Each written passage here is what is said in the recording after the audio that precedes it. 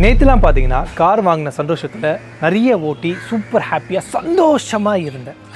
ஆனால் அந்த சந்தோஷம் 24 மணி நேரம் கூட நிலைக்கல. less than 24 hours I met with an accident.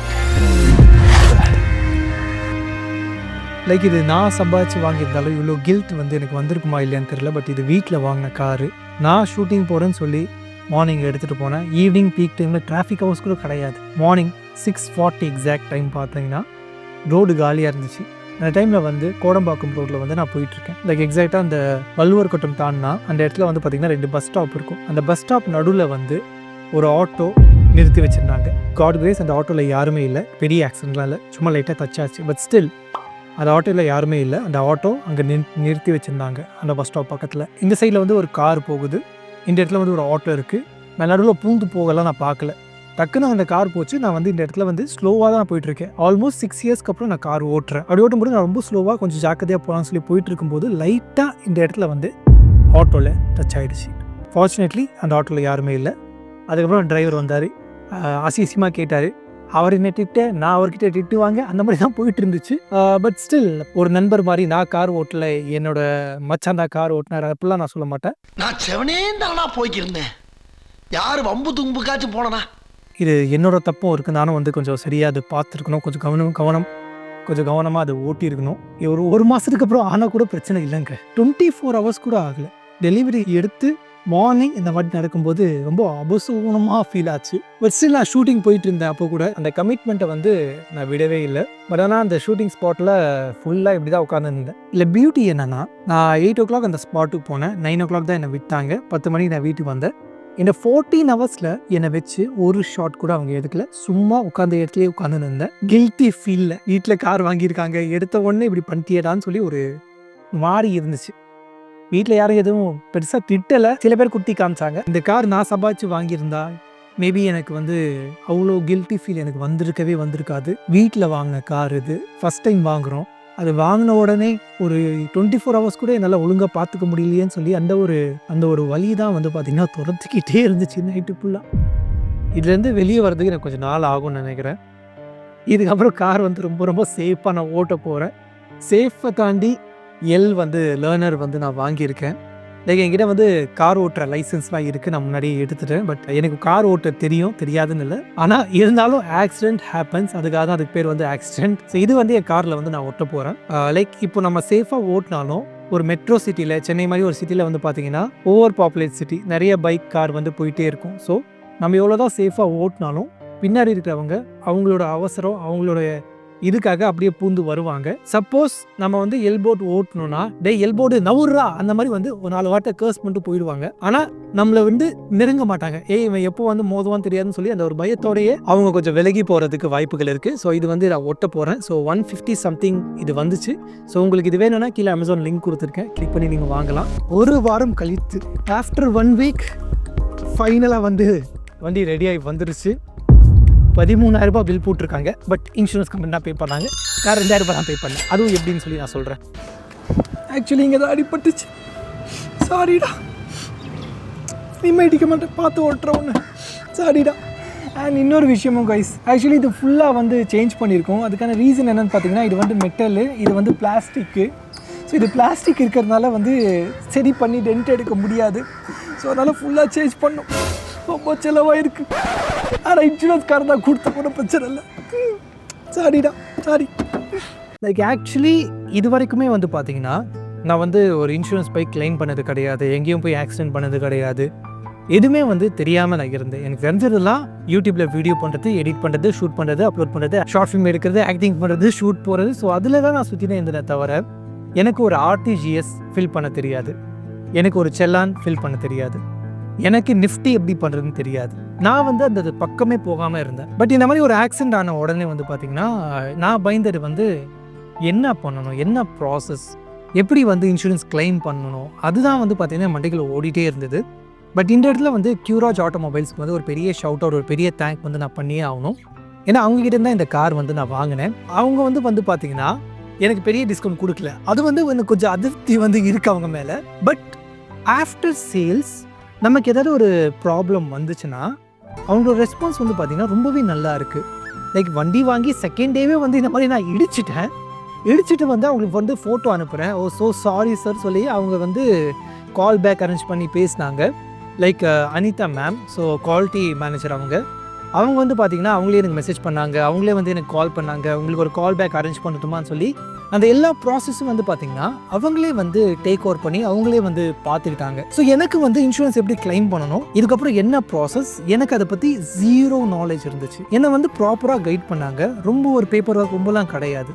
அவங்க வந்து இந்த மாதிரி ஒரு கால் பேக் அரேஞ்ச் பண்ணி இந்த டைமில் போய் நீங்கள் வந்து மாடல் ஸ்கூல் ரோட்டில் அவங்களோட சர்வீஸ் சென்டர் இருக்குது, அங்கே போய் விடுங்கன்னு சொல்லி சொன்னாங்க. ஸோ அவங்க விடும்போது அங்கே ஒரு தங்கமான மனுஷன் ரஹீம் சார் சொல்லி ஒருத்தர் வந்தார். வந்து பார்த்தாரு.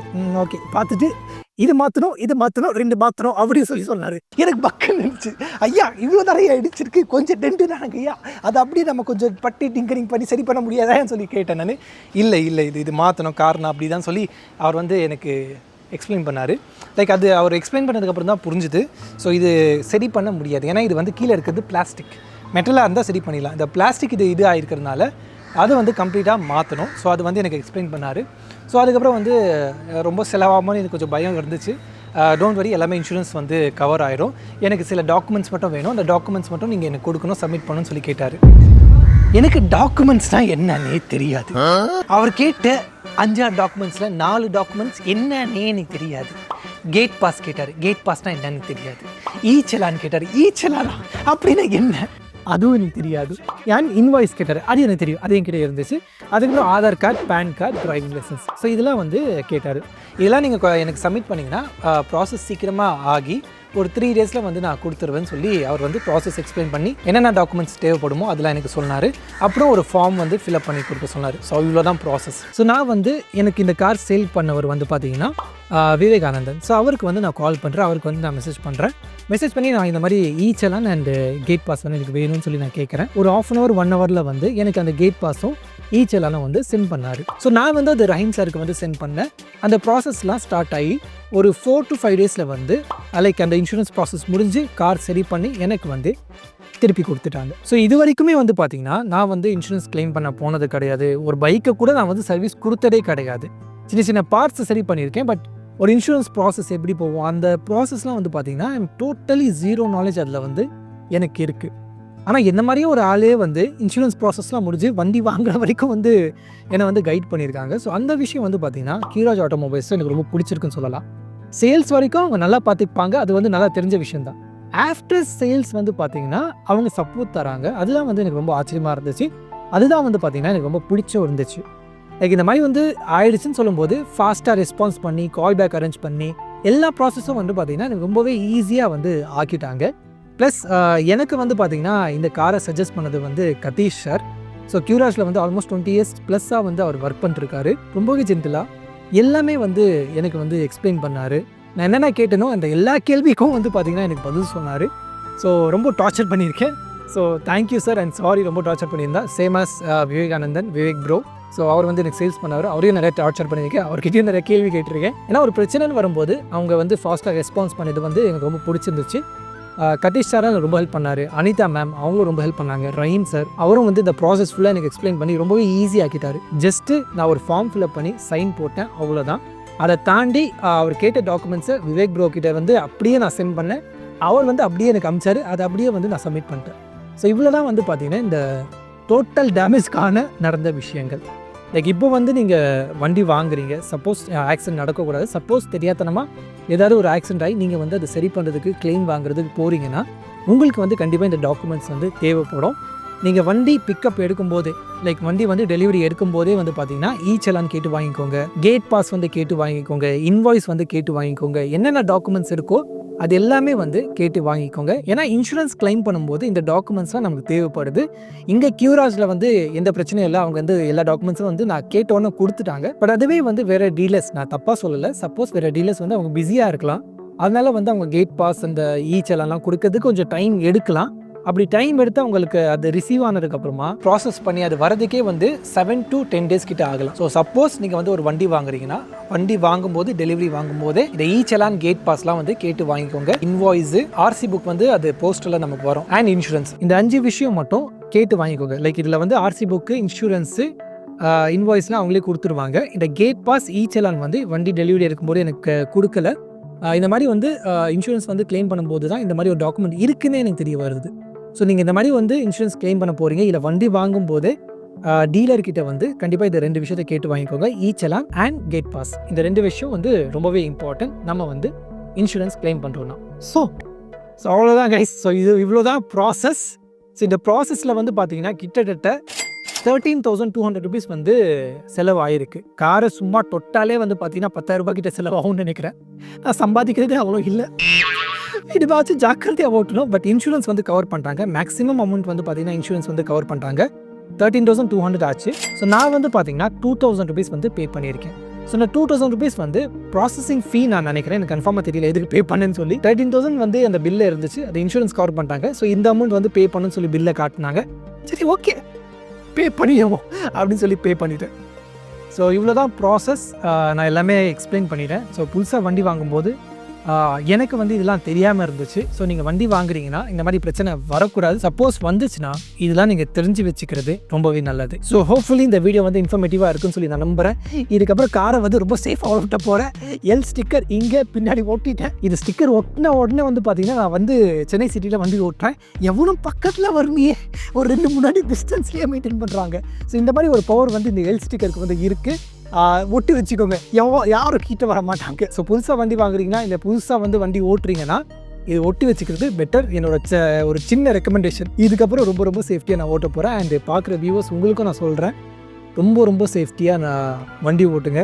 ஏன்னா எங்கேயாவது ஒரு 10 நிமிஷம் சீக்கிரமாக போகிறதுக்கு நம்ம வந்து ஸ்பீடாக போனோன்னா அந்த 10 நிமிஷம் சீக்கிரமாக போகும்போது நடக்கக்கூடாத விஷயம் நடந்துச்சுன்னா நம்ம வாழ்க்கை ஃபுல்லாக அது வந்து கஷ்டப்படுவோம்.